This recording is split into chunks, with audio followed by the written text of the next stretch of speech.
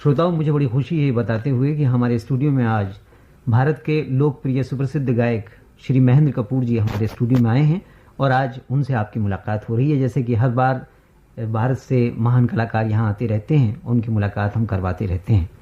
तो महेंद्र कपूर साहब, नमस्कार। नमस्कार जी, बहुत बहुत परमार भाई, और अपने सुनने वाले प्यारे भाई और बहनों को मेरी बहुत बहुत नमस्कार। महेंद्र साहब, शायद आप ये नहीं जानते होंगे कि यहाँ आपके बहुत फैन हैं और आपके गाने रेडियो सिलोन से सिंगला प्रोग्राम, तमिल प्रोग्राम और हमारे हिंदी प्रोग्रामों में तो बजते ही रहते हैं, पर सिंगला और तमिल प्रोग्रामों में भी बजते रहते हैं। बहुत बहुत शुक्रिया, ये तो मेरा प्लेजर है। अच्छा, अब आप हमें बताएंगे कि आप यहाँ किस सिलसिले में आए हैं? मैं आया हूँ यहाँ परमार भाई वो मे डे सेलिब्रेशंस के लिए जी। हाँ, ये जो कल होने जा रहा है। हाँ जी, हाँ जी। और मेरा ख्याल है इतनी जनता आपने आज से पहले एक ही फंक्शन में कभी शायद आपको देखने का इत्तेफाक नहीं हुआ होगा।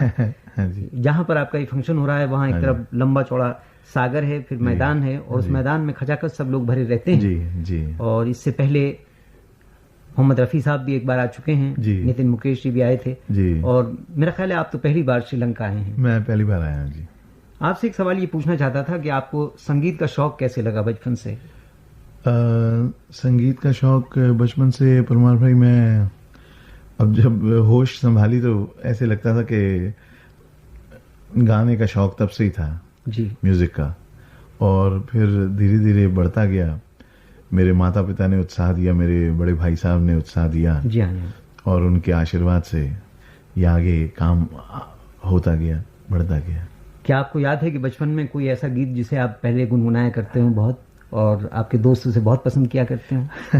हाँ जी, क्योंकि अगर आप एक एक दो दो लाइन ऐसे ही गुनगुना कर भी सुना दें तो इससे हमारा प्रोग्राम और मनोरंजक हो जाएगा। हाँ जी। तो क्या आप एक आध लाइन उसकी सुनाएंगे थोड़ा सा? जब मैं बच्चा था, जी हाँ, परमार भाई, ऐसा था, एक गाना हुआ करता था बहुत मशहूर उस जमाने में, जब मैं स्कूल में था। जी, तो मेरे स्कूल के दोस्त जो थे वो हमेशा विजुअल इंस्ट्रक्शन जब हुआ करता था तो विजुअल इंस्ट्रक्शन वो कैंसिल करवा देते थे और कहते थे no we want Kapoor on the stage. तो वो गाना मुझे थोड़ा सा याद है, वो मैं गाया करता था कि वो है तो सिंपल सा गाना, वो गा के सुनो। जी हाँ, थोड़ा गुनगुना के। ठंडी ठंडी रेत में खजूर के तले, ओ तेरे इंतजार में दिल मेरा जले, ओए दिल मेरा जले, ठंडी ठंडी रेत में खजूर के तले। ऐसे थे। बड़ा अच्छा गाना है। वैसे मैंने सुना था कि आप नूरजहां के गानों को भी बहुत पसंद किया करते थे। बहुत पसंद करता थे। और नूरजहां के गाने उस जमाने में काफी लोकप्रिय भी। बहुत बहुत बहुत पसंद करता था। मैं तो बचपन में गाता ही उनके गाने था। जी हाँ। हाँ जी। फिर आपने किस तरह से फिल्मी दुनिया में प्रवेश किया, मतलब फिल्म संगीत के क्षेत्र में? मैं परमार भाई, ऐसा था कि ऑल इंडिया सिंगिंग कंपटीशन हुआ था। जी हाँ। तो वो कंपटीशन में वो एक लड़का और एक लड़की मतलब चुने जाने वाले थे। जी हाँ।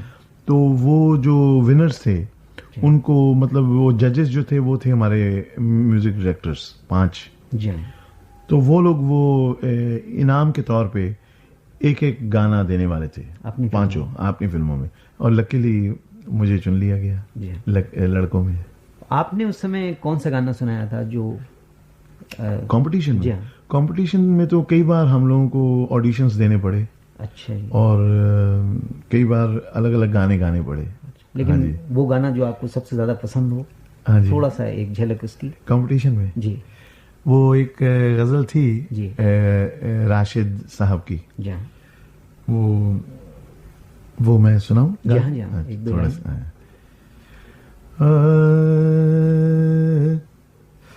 इलाही कोई तमन्ना नहीं ज़माने में, मेरी जवानी तो गुजरी शराब खाने में। बहुत अच्छी। ये किन साहब की गजल है?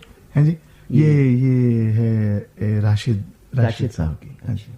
वैसे आपको मेरा ख्याल है दाग और ये जो बड़े बड़े शायर हैं हमारे जिगर हैं, हाँ जी, और वैसे तो शकील ने भी बड़ी अच्छी अच्छी गज़लें लिखी हैं। हाँ जी, हाँ जी। तो इनमें आपको सबसे अच्छी गज़लें किसकी पसंद आती हैं? सभी बहुत अच्छे हैं परमार भाई, हम तो इस लायक ही नहीं कि इनकी गज़लें गा सकें, इतने अच्छे पोइट्स हैं। नहीं, लेकिन मैंने आपके गज़ल के कई रिकॉर्ड सुने हैं। हाँ जी, और आपने बहुत ही अच्छे गाए हैं वो। हाँ जी, और यहाँ पर भी लोग फरमाइश करते हैं जी, आपके गज़लों के लिए। हाँ जी।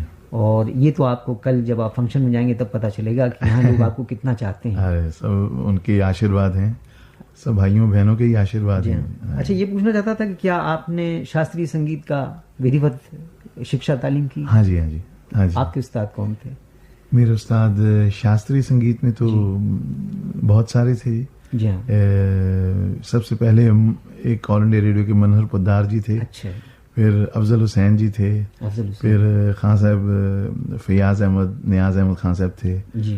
फिर अब्दुर्रहमान खान साहब थे। फिर अभी मैं सीखता हूँ पंडित तुलसीदास जी शर्मा जी हैं। तो मतलब अभी तक आप सीख ही रहे हैं? हाँ जी। तो ये तो बहुत ऊंची बात है, क्योंकि जब कोई गायक शास्त्रीय संगीत का ज्ञान प्राप्त करता है तो उसकी कला में और निखार आता जाता है। यही वजह है कि आपके जो अब भी गीत आ रहे हैं वो पहले से ज्यादा अच्छे लगते हैं। सब आप लोग के आशीर्वाद हैं। एक बात मैंने ये भी देखी है कि जितने आपने देश प्रेम देशभक्ति के गाने गाए हैं जी, मेरे देश की धरती और ये गाने, वो आपके बड़े ही लोकप्रिय हुए और पहली बार सुनने के बाद में तो एकदम रोंगटे से खड़े हो जाते थे। तो आपने अब तक जितने भी ये देशभक्ति के गाने गाए उनमें आपको अपना कौन सा अच्छा लगता है, सबसे अच्छा गाना? गाने तो सभी अच्छे हैं, लेकिन एक जो ऐसा हो जिसकी लोगों ने बहुत फरमाइश आपसे की हो। वो तो देश की धरती है। देश की धरती। हाँ जी। क्या एक आध लाइन उसकी भी आप इस समय सुनाएंगे?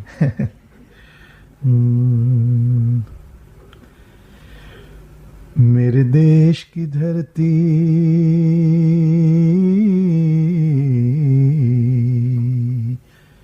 मेरे देश की धरती सोना उगले उगले हीरे मोती, मेरे देश की धरती मेरे देश की धरती। मेरा ख्याल ये गाना आपका 67 के करीब रिकॉर्ड हुआ था।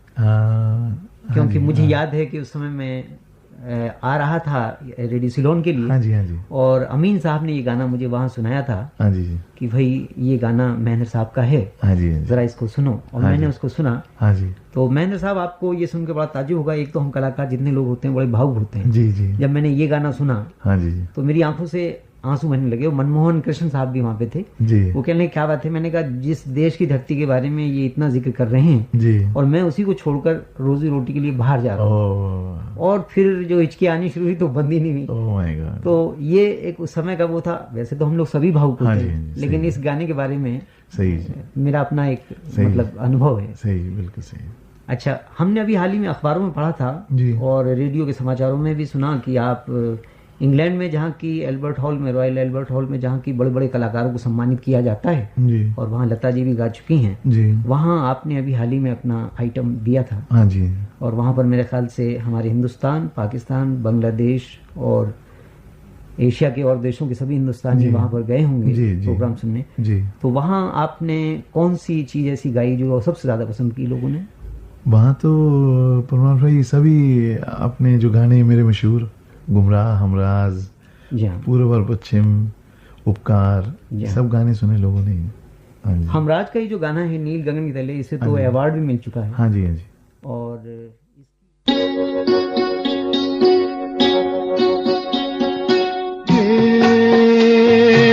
नीले गगन के तले धरती का प्यार पले, नीले गगन के तले धरती का प्यार पले। ऐसे ही जग में आती हैं सुबहें, ऐसे ही शाम ढले। नीले गगन के तले धरती का प्यार पले।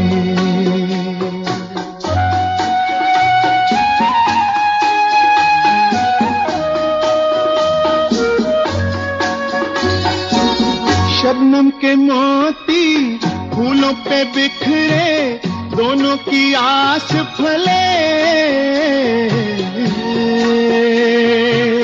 नीले गगन के तले धरती का प्यार पले।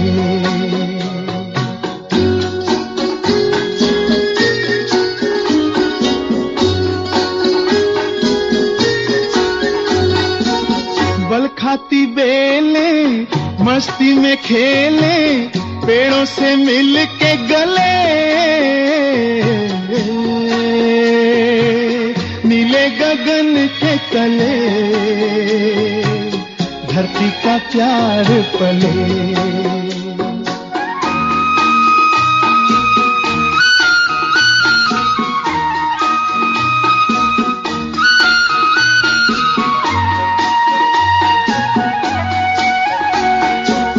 नदिया का पानी दरिया से मिलके सागर की ओर चले,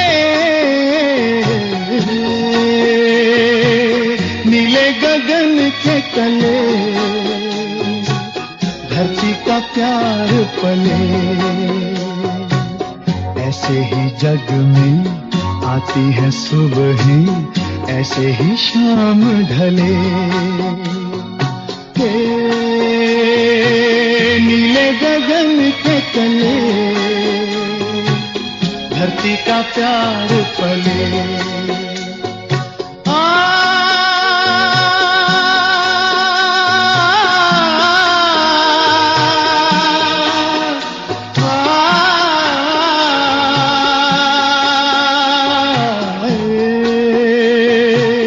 नीले गगन के तले धरती का प्यार पले। हे ला ला ला ला ला ला ला ला ला ला ला।